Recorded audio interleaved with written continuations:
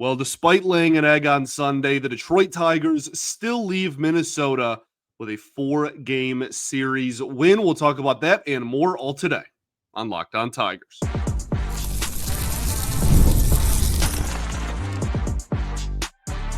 You are Locked On Tigers, your daily Detroit Tigers podcast. Part of the Locked On Podcast Network, your team every day. What is up, everybody? Welcome back to another edition of Locked On Tigers. I'm, of course, your host, Scott Bentley. Today is Monday, August 18th, 2025. Thank you so much for making Locked On Tigers your first listen every single day. We are free and available wherever you get your podcasts, including YouTube, part of the Locked On Podcast Network, your team every day. Today's episode is brought to you by FanDuel. Football season is right around the corner. Visit the FanDuel app today and start planning your futures bets now. The Detroit Tigers take 3 of 4 from the division foe in Minneapolis. 3 of 4 from the Twins. So we talked about Thursday night's game on Friday's show, obviously, so we don't talk about that. However, this weekend they take 2 of 3 with a 7-0 victory on Friday, an 8-5 win on Saturday, and then an 8-1 loss on Sunday. The Tigers are now 73-53, back to 20 games over 500 as Minnesota falls to 58-66. The Tigers now have also won their last 3 series. They've been against the Twins, White Sox, and Angels, but I don't really care. They have won their last 3 series. We are gladly going to take that. So first thought is really that. Solid series victory. Get a close win on Thursday, again, which we already talked about. Then a nice, relaxing, just dominant win on Friday. We have not been blessed with too many of those since the trade deadline. So that is a welcomed sight. Okay. Wasn't some close, you had to claw out of it, back and forth type of affair. It was just a nice, smooth sailing, dominant win, really in all facets of the game. Then on Saturday, you do have that back and forth game. Honestly, I feel like if that was a nationally televised game or something that people, like third parties, really would have enjoyed that. That was good baseball. There was a pretty egregious error. It was back again, like back and forth, I guess is really what I'm trying to say. That error was wild. But yeah, I mean, that was constant, lead changes and especially the middle, 4 innings there. It felt like there were a couple of runs scored almost every inning. So yeah, like that was just a really entertaining ball game. And it's easy for me to say that because, in hindsight, the Tigers ended up winning and then they get smacked on Sunday. But like that's 3 of 4 against a bad team. And we will take that. It's really hard to sweep. I say this all the time. It's hard to 4-game sweep really anyone. I don't care if you're facing the Rockies or the White Sox or the Twins, right? Or if you're facing, like the upper echelon of the league, either 4-game sweeps rather, are just kind of few and far between. So I don't, the offense woke up this weekend. You had solid until Sunday. You had solid pitching performances throughout the entire series. The bullpen was fantastic this weekend. We'll talk about that. This just looked like 4 games in which one roster was better than the other. And again, you got smacked on Sunday. One of my I guess we'll call it pet peeves, if you will, is I hate doing weekend series recaps for a Monday show where the game on Sunday is a blowout loss, but it is still a series win. This niche thing that no one else cares about except me, I cannot stand doing. Because I feel like everyone on Monday is like, well, we're coming off a bad loss. Like, that was gross, whatever. But we're recapping the entire weekend on a Monday show. And it was a solid weekend. And I don't want to say I couldn't care less about the Sunday loss, but it really perspective, I think, is really important in a situation like this. I am not losing sleep over that Sunday performance. Whatever. They were the better team pretty comfortably for the rest of the series. So what went right? I want to say the offense as a whole, again, I know on Sunday they laid an egg. We'll talk about that later, but they had 15 runs scored in Friday and Saturday's games alone, and then 4 on Thursday, obviously, is not a bad day at the office either. So yeah, like I thought that this was the team finally appearing to get back to its roots, weirdly to say, of like working counts, putting pressure on starting pitching early. We finally saw early offense again, which is something that we've been kind of begging to return. They were so good at that the first 3 months of the season, and then kind of just went away. It just kind of dissipated that, scoring in the first couple of innings on a consistent basis. But we saw a really solid amount of walks from the team as a whole as well. And I think that stuff like that is really important and is important to highlight and celebrate because, there's a pretty direct correlation with this team's offensive production and their ability to consistently, work counts and draw walks. So, I thought that it was a really solid approach in 3 of these 4 ball games. Certainly on Friday and Saturday. Spencer Torkelson, I thought, had a really solid weekend. He was on base a ton the entire series. I think the broadcast said he has a 14-game on-base streak. Is that right? That's, that'll sneak up on you. Good for Torque.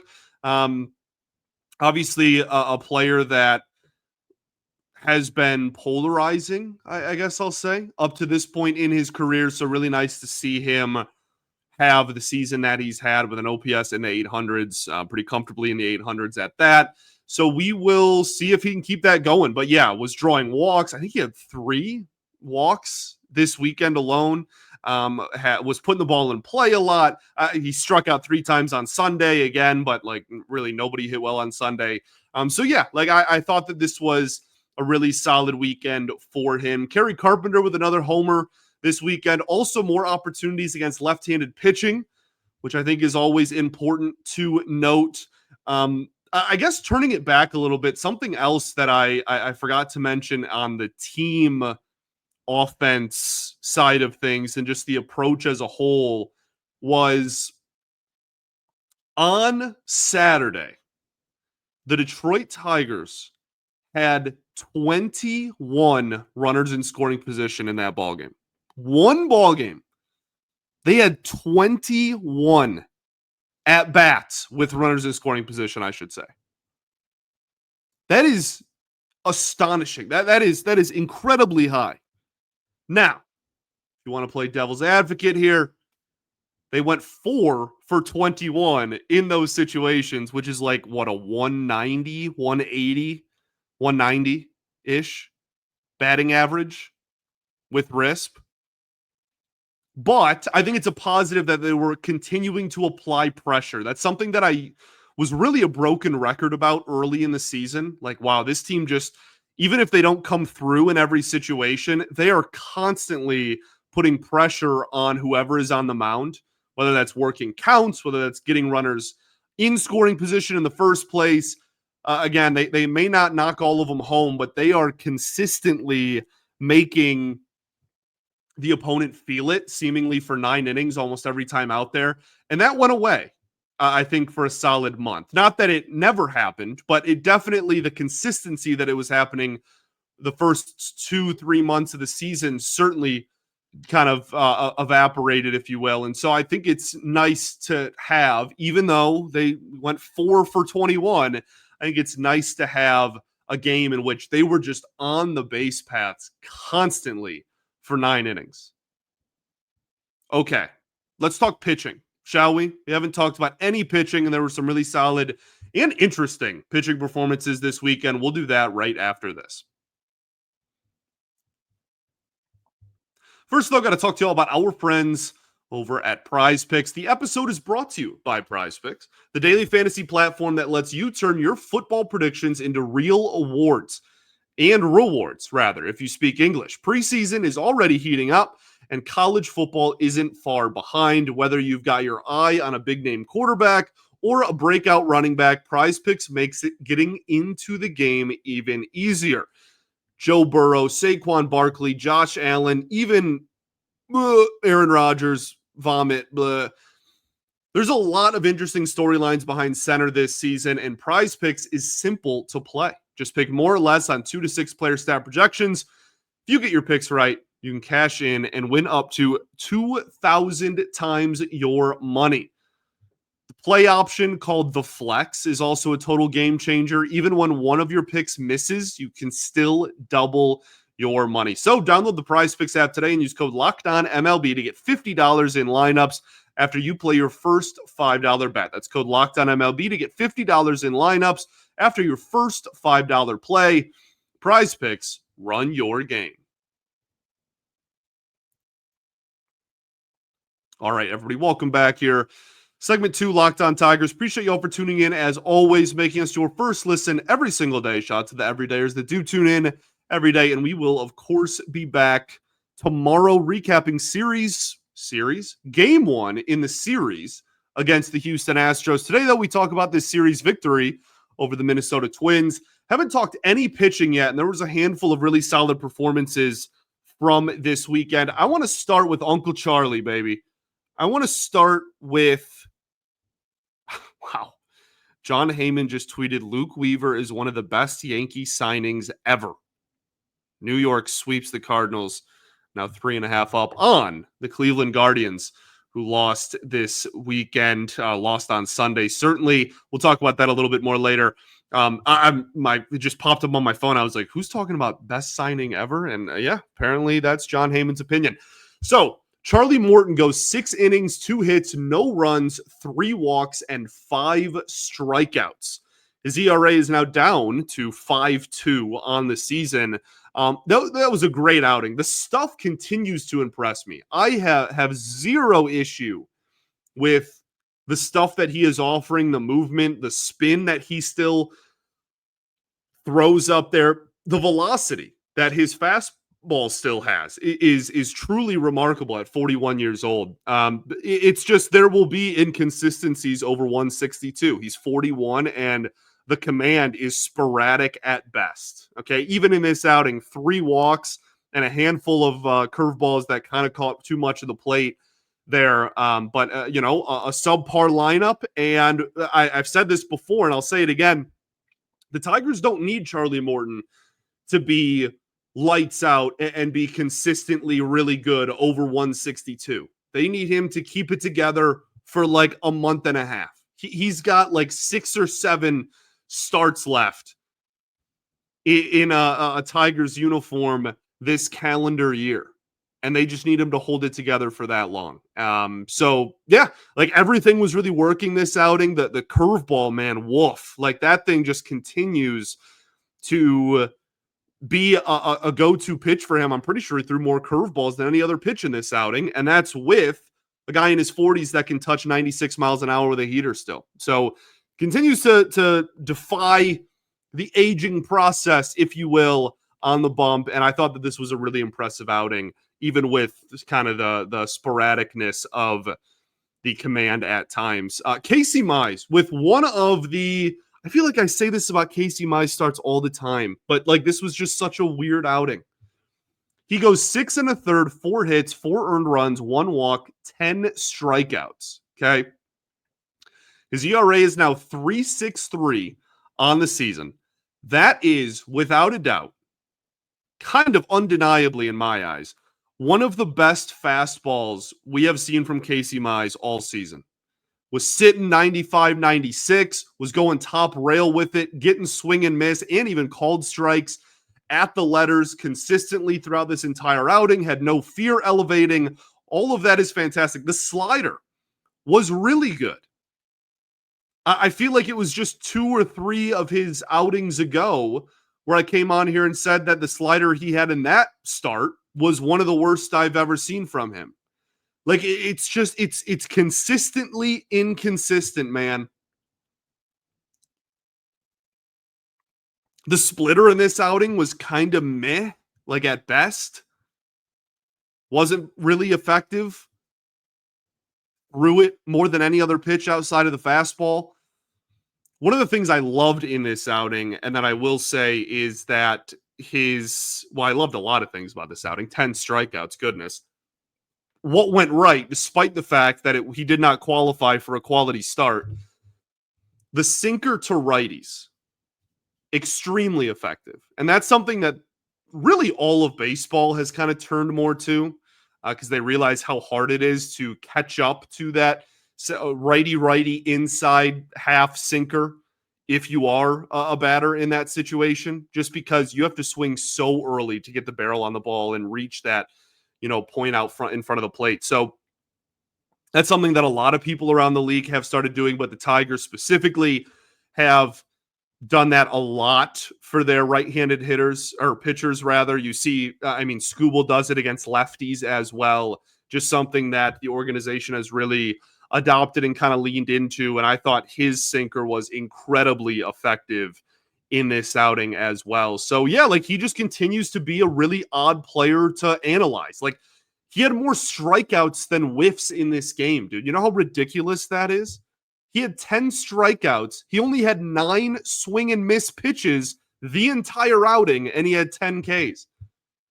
That's not common, especially for that high of a strikeout total.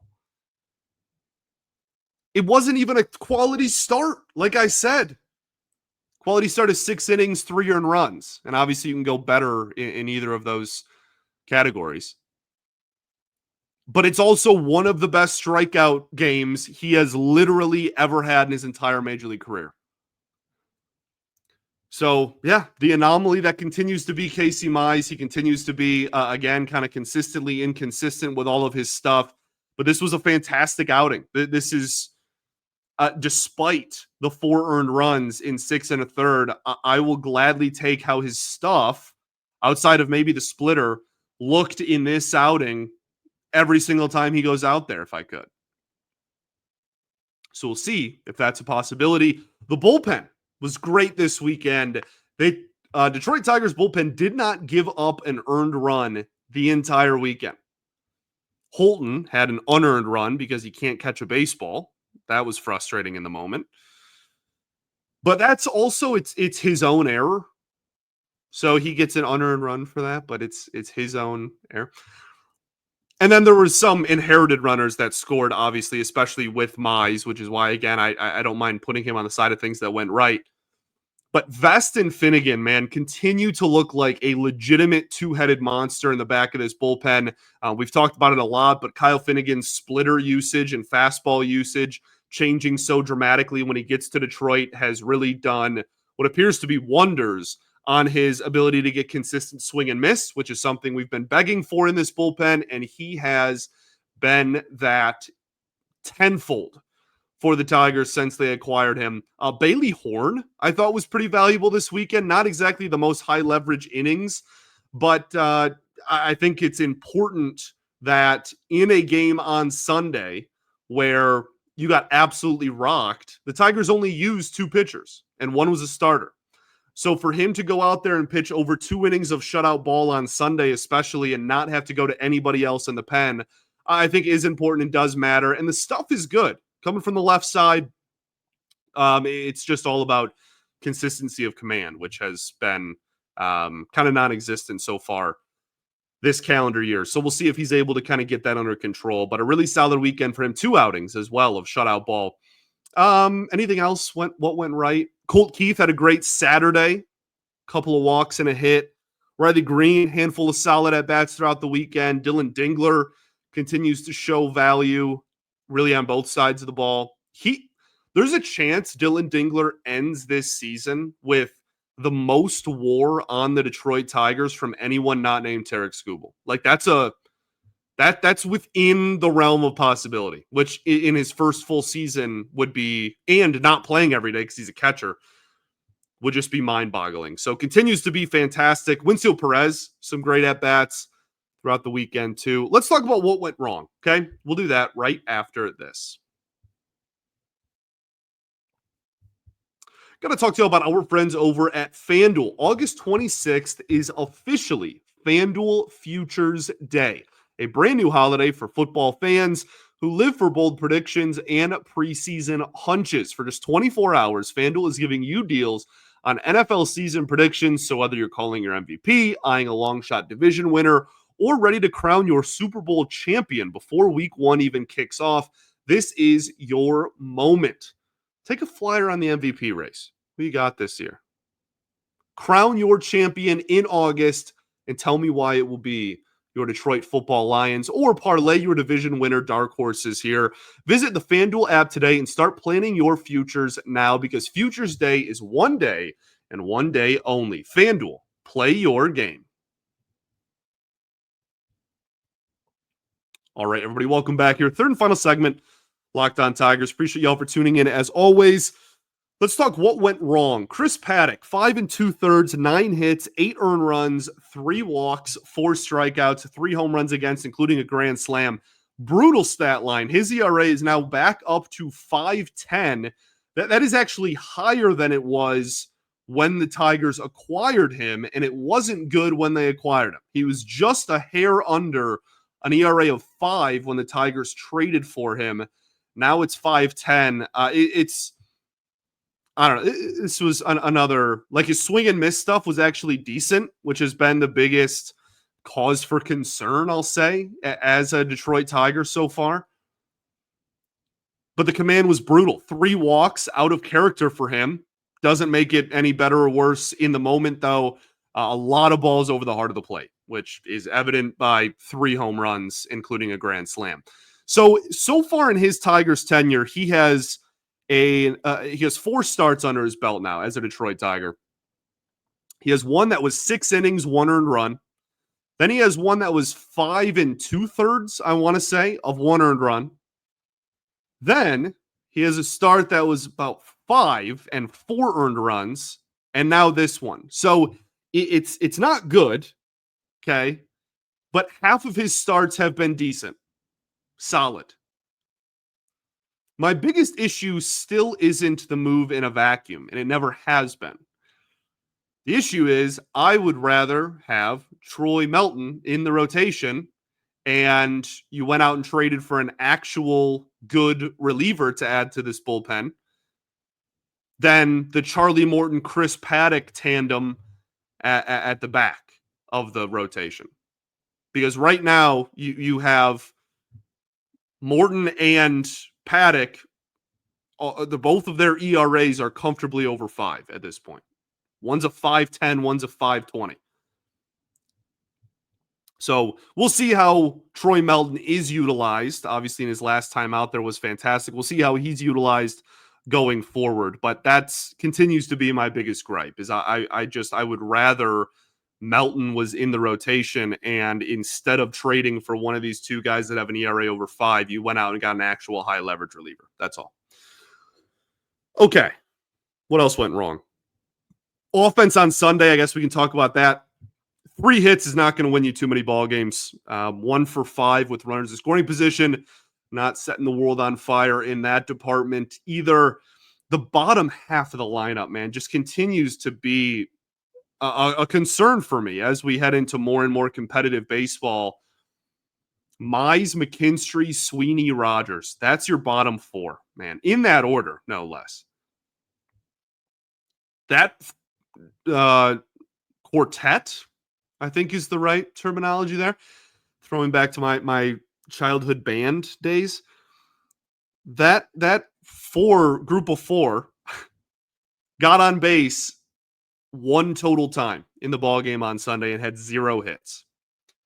So yeah, like, again, I'm not losing sleep over it. They just couldn't get the big hit in this ball game. They had 6 base runners in the first 5 innings against Hatch, who started the game for Minnesota, but walked away from that with just 1 earned run, and then the game got completely out of hand after that on the Tigers side of things. So what else went wrong? Well, Justin Topa's throw to first base is one of the most hilarious throw. Like, that is legitimately one of the worst PFPs, I'll call it, I've ever seen. Like, that is, he threw it with so much confidence.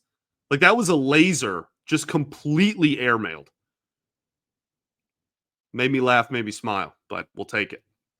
Stuff AL Central lead back up to 8.5 games. We love to see that.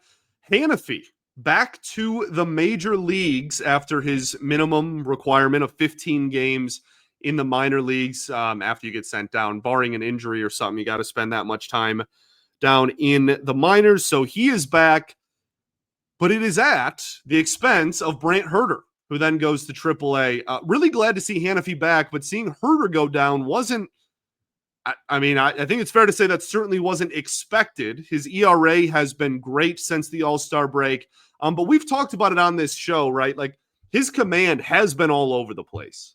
I want people to remember that as well. Like, he is throwing the ball in the left-handed hitting batter's box consistently. He's plunking guys. He's consistently throwing the ball what would be, whether it's a righty or a lefty in there, what would be right, on the thigh or the butt of whoever is in the batter's box, or again, would be in the batter's box if it's a lefty.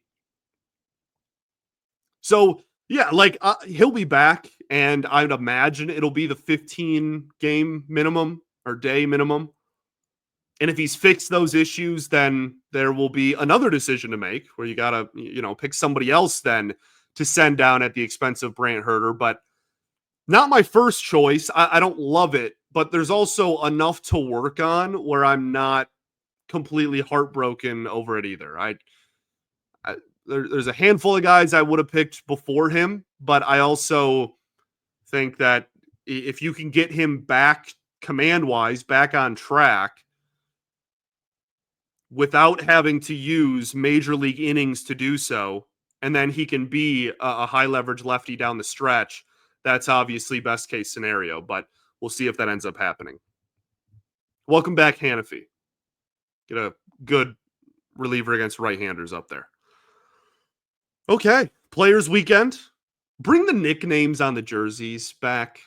Those were so sick. Now, man, ridiculous. Kevin McGonigal with another home run this weekend. I believe that's 4 in the last 6 or 7 games he's played. Now they're at the point, and I know a handful of people have pointed this out, but he's at a point now where he could get called up and still hold on to his rookie eligibility next season. He would still be, qualified for the rookie awards incentives that are now a part of the CBA. So I don't know. I think I know Trey Sweeney had a fine Saturday. I look at the bottom 4 in the lineup there that I just listed off. Okay, Baez, Sweeney, Rogers. I know it's usually going to be Dingler, but even then, the bottom third of your lineup: McKinstry, Sweeney, Baez, and you look at their numbers since the All-Star break, they've been horrid. I think you should at least consider just putting McGonigal on this roster, baby. They won't do it because they've proven time and time again that they are uber conservative, overly conservative when it comes to player promotions and movement within the organization. But I don't know. We can dream. Joe got called up last year down the stretch. That was cool. Other news around the league, the Brewers finally lose a baseball game after a 14-game win streak. Finally go down to the Cincinnati Reds. Should have lost the game prior as well, but some shenanigans happened. Some ridiculous umpire calls, throwing error, just all around mayhem in Cincinnati there. So, okay, you got Houston this week. Flaherty against Spencer Arrighetti.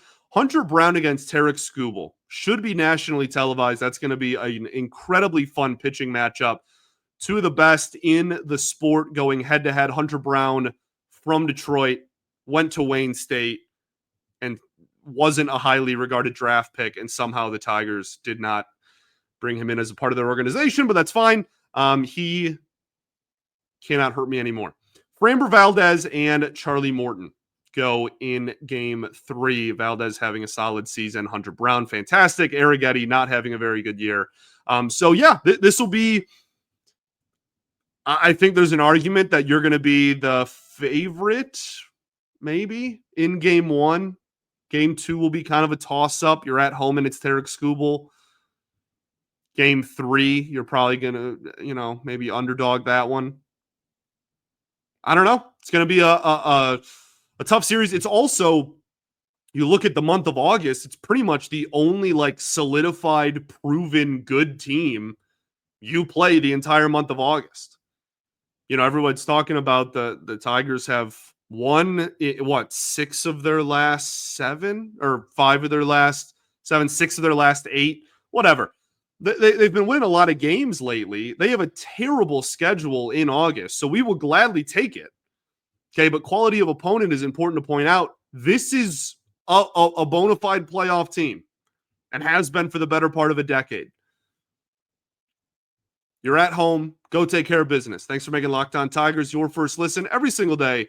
Shout out to the everydayers that do tune in every day. And we, of course, will be back tomorrow recapping Game 1 against the Houston Astros. Peace and love. Going to therapy's dope. And I'll catch y'all tomorrow, baby. Go Tigers.